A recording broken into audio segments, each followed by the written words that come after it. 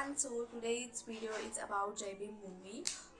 उसका मैंने बहुत लोगों से सुना कि मूवी बड़ी अच्छी है, बट रिएक्शंस कुछ अच्छे नहीं आ रहे मूवी के ट्रेलर पे, क्योंकि बहुत लोगों ने अपोजिट सा बोला, कुछ लोगों ने पॉजिटिव सा बोला. तो मैंने सोचा कि एक बार मैं देख लूँ और पूरा इंटायर थिंग देख के मैं आपको बताऊँ कि है कैसा.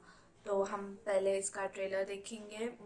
मैंने एक्चुअली मूवी देख ली है, लेकिन मैं आपको ट्रेलर दिखाना चाहूँगी और बाद में मुझे जो लगा इस मूवी के बारे में मैं वो बताना चाहूँगी. So watch it guys. नहीं हटेंगे, नहीं हटेंगे, इंसाफ मिलने तक नहीं हटेंगे.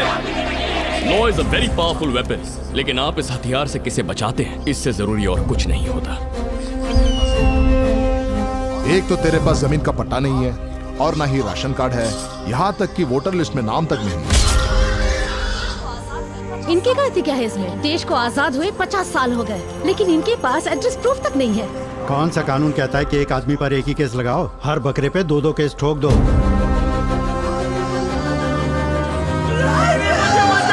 चाहे कितने भी पीड़ित हो, हर एक को इंसाफ के लिए लड़ने का हक है और इस अदालत का फर्ज है कि वो उन्हें इंसाफ दिलाए.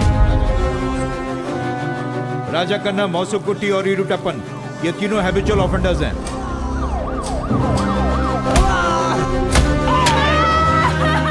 जो चोरी हमने नहीं की उसे कबूल है कैसे साहब? कबूल कर. माय लॉर्ड्स, पुलिस ने हर कदम पर कोर्ट से झूठ कहा है. वो जेवर उसने बेचे, उसके हमारे पास एविडेंस है. तीनों फरार हो गए, उसका एविडेंस भी है. चोरों को ट्राइबल बताकर पॉलिटिक्स मत कीजिए. मुझे ऐसा लग रहा है कि मैं कोई गलती कर रहा हूँ. ये केस नहीं, एक स्कैंडल है. ये लोकल पुलिस के हाथों में होना ही नहीं चाहिए. इस केस को सीबीआई को सौंप दीजिए. अरे सच क्या है? पुलिस बता इस तो सच रही के है. पीछे न जाने कितने झूठ है. हमें सीबीआई इंक्वायरी चाहिए माय लॉर्ड्स. ये केस तो दिन ब दिन उलझता ही जा रहा है. सीएम तक पहुंचने से पहले इस केस को बंद करना होगा. वैसे भी गुनहगारों का साथ अक्सर कई लोग दिया करते हैं सर. बेगुनाहों का कौन देगा? उन्हें हम ही से उम्मीद है. पल भर में चारों झोपड़ियों को जला दूंगा. हाँ? गणतंत्र को इस देश में बचाने के लिए कभी कभी तानाशाही की जरूरत पड़ती है चंद्रू. कानून तो अंधा है ही, पर अगर आज ये कोर्ट गूंगा भी हो गया तो मुश्किल हो जाएगी.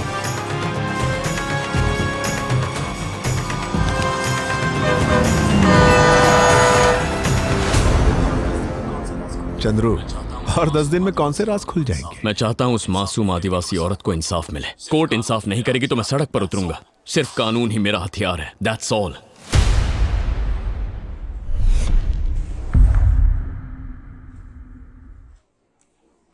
सो या इट वाज द ट्रेलर और पूरा मूवी मैंने देखा. तो ट्रेलर में बहुत सारा मूवी कवर हो चुका है एग्जैक्टली, बट इन डीप में बहुत कुछ है इसमें देखने जैसा. ये ट्रू बेस्ड स्टोरी है. तो इसका नाम जय भीम क्यों रखा गया है? तो because it's all about the संविधान, सो इसका नाम जय भीम रखा गया, ऐसा मुझे लगता है. और नेक्स्ट थिंग इसमें सबसे ज़्यादा अच्छी लगी कि जिस तरीके से इसको प्रेजेंट किया गया है, मतलब कुछ ज़्यादा एक्स्ट्रा मसाला वगैरह ना लगाते हुए रियलिटी सामने लाई गई है. और द थर्ड थिंग, इसमें मेन स्टोरी इट्स अबाउट कि आदिवासी लोगों को संविधान के बाद हमको इंडिपेंडेंस मिलने के बाद भी उनको उनका हक नहीं मिला, जैसे कि सबके पास वोटर आईडी होता है, राशन कार्ड होता है वगैरह. जो ये सारी बेसिक्स चीज़ें होती है जिसमें वो इंडियन बतला सकते हैं खुद को, या फिर अपने कुछ हक होते हैं वो ले सकते हैं, वो सारी चीज़ें उनको नहीं मिली. तो एक लड़की होती है उनके गांव में कि वो उनको पढ़ाती है. सो वो हेल्प करती है उस आदिवासी औरत को जिसके हस्बैंड को पुलिस बिना किसी सबूत के या फिर बिना किसी बेसिस के अरेस्ट कर लेते हैं और उनके साथ अत्याचार किया जाता है.